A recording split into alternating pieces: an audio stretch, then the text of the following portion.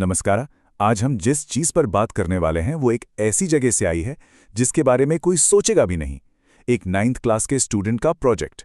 जी हाँ, नैतिक drone design पर बना एक स्कूल प्रोजेक्ट जो हमें टेक्नोलॉजी और जिम्मेदारी के बारे में बहुत कुछ सिखाता है। तो यहीं से एक बहुत बड़ा सवाल खड़ा होता है ना कि जब टेक्नोलॉजी इतनी ज्यादा पावरफुल हो जाए तो उसके नियम कौन बनाएगा। ये सवाल ही आज की हमारी बातचीत का सेंटर पॉइंट है और उस स्टूडेंट का प्रोजेक्ट असल में इसी सवाल का जवाब ढूंढने का एक सफर है। तो आखिर ये सब शुरू कैसे हुआ? चलिए सीधे प्रोजेक्ट की जड़ में चलते हैं। पहला हिस्सा, एक शक्तिशाली नया उपकरण। सबसे पहले तो उस स्टूडेंट ने यह समझा कि ड्रोन भाई ये सिर्फ कोई खिलौने नहीं हैं, ये बहुत पावरफुल टूल्स हैं।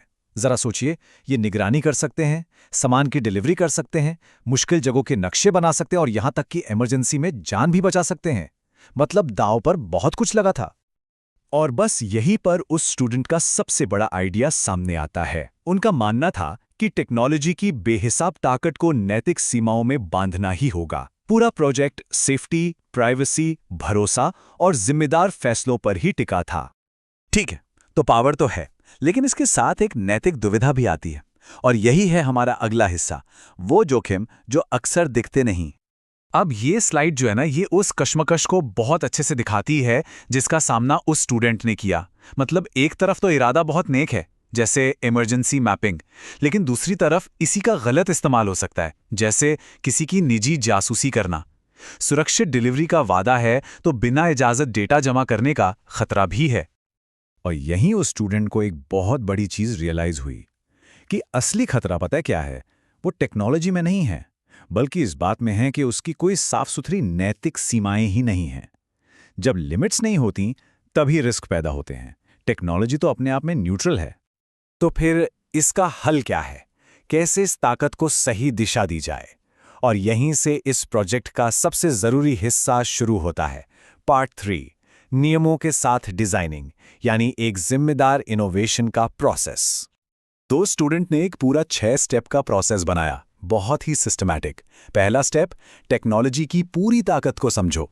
फिर दूसरा, प्राइवेसी और गलत इस्तेमाल जैसे नैतिक जोखिमों को पहचानो। तीसरा, ड्रोन कैसे चलेगा उसके लिए बिल्कुल साफ नियम बनाओ। चौथा, डेटा को लिमिट करो, जैसे कैमरा एक्सेस पर रोक लगाओ। पांचवा, कोई भी मिशन बदलने से पहले इंसान की मंजूरी जरूरी हो। और आखिर में छठा, बार बार देखो कि इन नियमों से नुकसान की आशंका कितनी कम हुई है। तो सवाल यह है कि ये नियम असल में थे क्या? ये स्लाइड इसे एकदम साफ कर देती है। जैसे ड्रोन कहाँ उड़ सकते हैं उसकी क्लियर बाउंड्री बना दी गई। किसी का भी पर्सनल डेटा रिकॉर्ड करने से पूरी तरह बचा गया। और किसी भी सेंसिटिव काम के लिए इंसान की मंजूरी को जरूरी बना दिया गया। ये सिर्फ कागजी नियम नहीं थे, बल्कि ठोस एक्शन थे। तो इतनी सारी मेहनत, इतना सोचा समझा प्रोसेस, इसका नतीजा क्या निकला? चलिए देखते हैं।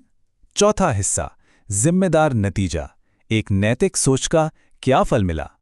रिजल्ट एकदम सीधा और जबरदस्त था। जब नैतिक नियमों को लागू किया गया तो जो फाइनल सिस्टम बना वो न सिर्फ सेफ था, बल्कि भरोसेमंद और नैतिक रूप से कंट्रोल्ड भी था। इस टेबल में प्रोजेक्ट की जो मेन फाइंडिंग्स हैं वो साफ साफ दिखती हैं। देखिए, पहला ऑब्जर्वेशन, टेक्नोलॉजी न्यूट्रल है। इसका मतलब कि जोखिम तभी आते हैं जब कोई सीमाएं नहीं होती। फिर जब नैतिक नियम डाले गए तो क्या हुआ? सिस्टम पर भरोसा बढ़ गया। और सबसे जरूरी बात, जिम्मेदार डिजाइन बनाने से ड्रोन की उपयोगिता कम नहीं हुई। लेकिन शायद इस पूरे प्रोजेक्ट की सबसे गहरी, सबसे पावरफुल बात जो है वो उस स्टूडेंट के अपने शब्दों में है।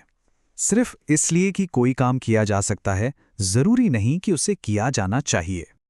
इस पूरे प्रोसेस में उस स्टूडेंट ने सिर्फ एक प्रोजेक्ट नहीं बनाया, बल्कि वो स्किल सीखी जो भविष्य के किसी भी इनोवेटर के लिए बहुत जरूरी है। नैतिक तर्क शक्ति, समाज के प्रति अपनी जिम्मेदारी समझना और टेक्नोलॉजी के बारे में गहराई से सोचना। ये सिर्फ किताबी बातें नहीं हैं, ये असल जिंदगी में काम आने वाली काबिलियतें हैं।